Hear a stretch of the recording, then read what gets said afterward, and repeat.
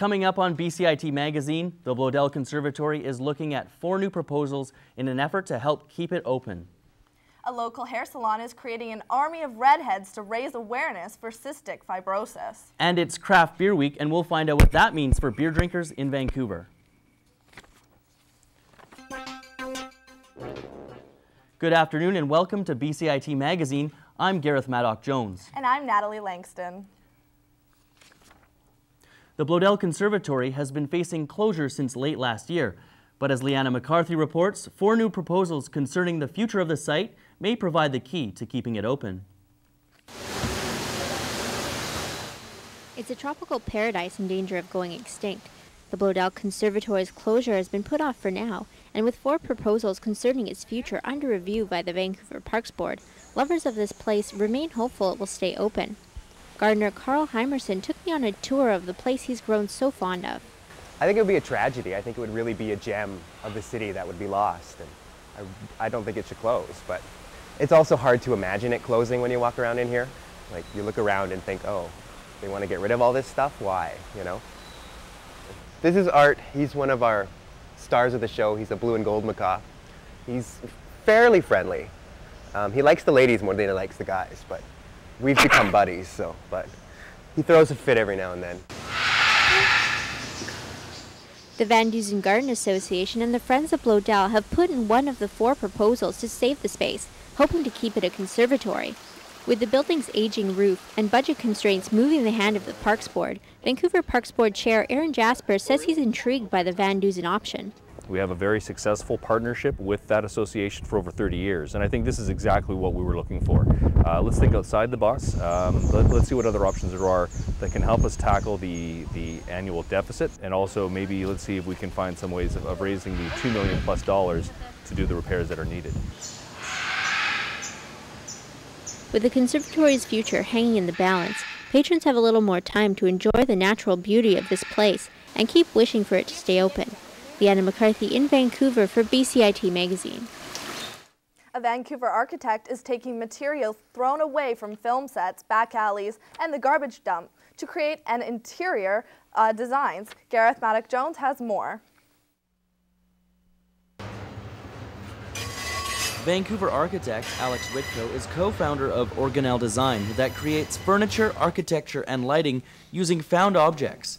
Whitko's inspiration for this approach stems from his passion and frustration with the world around him. Really began out of a love of, I think, making things, and a real frustration with the amount of wasted materials that we saw on a daily basis. Many of the designs require an open mind, but for Alex, the beauty of what he creates goes beyond what you see. If we can take something that someone has thrown away, somehow transform it, and put it back out there, and people see that, it may jar something in them. It may awaken their kind of senses. We've been fairly successful with a series of lighting fixtures, essentially a kind of chandelier using old bike parts and these hangers.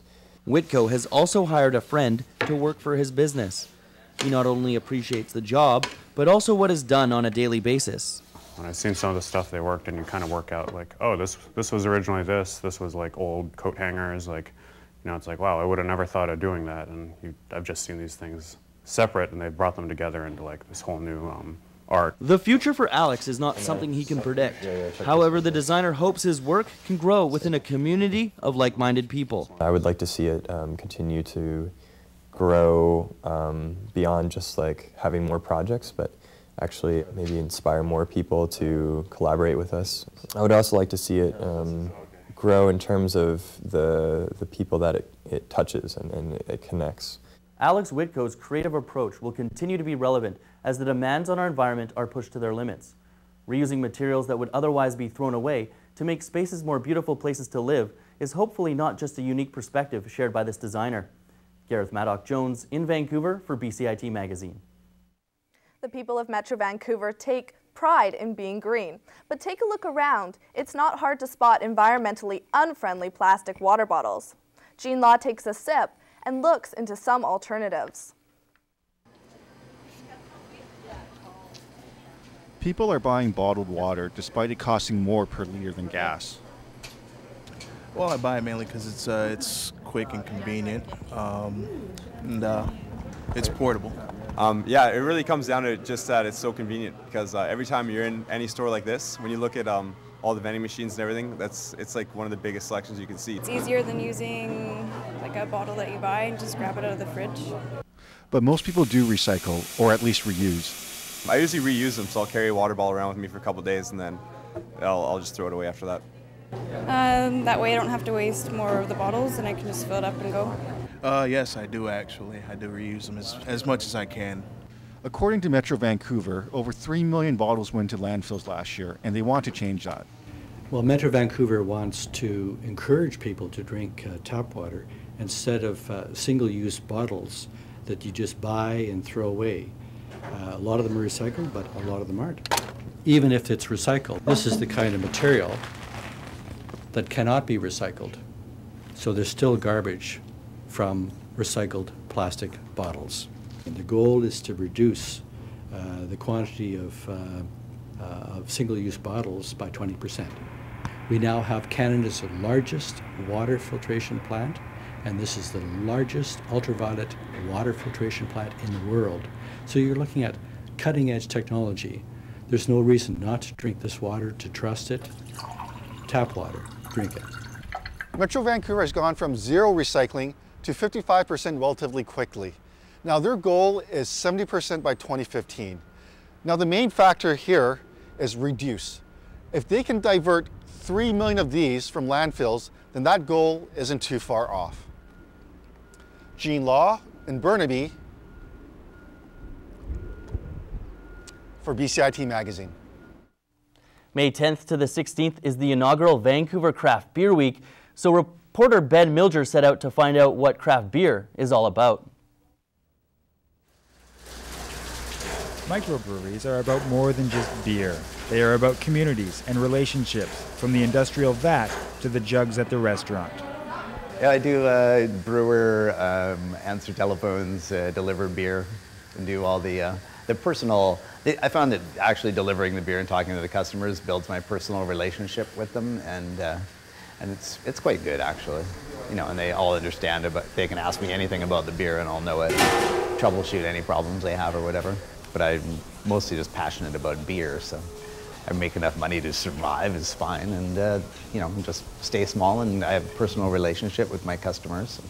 It's a good life. At Whip Restaurant in Vancouver, they carry exclusively local craft brews on tap. I would say it's a global issue, and supporting local businesses is one of the hugest ways in sustaining your community. We're in support of taste, of flavors, and of supporting the locals. And quite frankly, I don't think that Kokanee, Budweiser, Canadian, or any of the big beer names are a good beer, so I wouldn't want to carry them regardless. We always talk about the beer being a religion, and once you start thumping that copy of The Joy of Homebrewing, you just can't stop. I'm spoiled for working for anyone else. I mean, I've got the best job in the world. You know, go out and people all know me and, you know, worship me because I'm a brewer, and they make their favorite thing they love in the world that's, you know, met their wife or got married with it, or, you know, it's, after 16 years, your relationship with even strangers is sort of good. There are more than 40 craft breweries in BC. Ben Milger in Vancouver for BCIT Magazine. Ben Milger joins us live now. Ben, what kind of activities are happening for Vancouver Craft Beer Week? Well, obviously there are going to be a lot of tastings at various places around town, but there are also seminars in home brewing, cooking classes for people who'd like to incorporate beer into some of their favorite recipes, and some restaurants such as Crew and Whip have developed special pairing menus that combine local beer and local cuisine. As well, some of the brew pubs have banded together and organized pub crawls so that people can visit several of them in one evening. Ben, can any beer company call themselves a craft brewery? Actually, no, Natalie. There are limits set by the BC government. A craft brewery must produce less than 100,000 hectoliters of beer per year. That works out to roughly 85,000 kegs. But some in the industry think that number might be set a little too high. As an example, James Watson at Storm Brewing told me that his company produces less than 10,000 kegs of beer per year. And most of the companies involved in Vancouver Craft Beer Week come in well below the provincial maximum.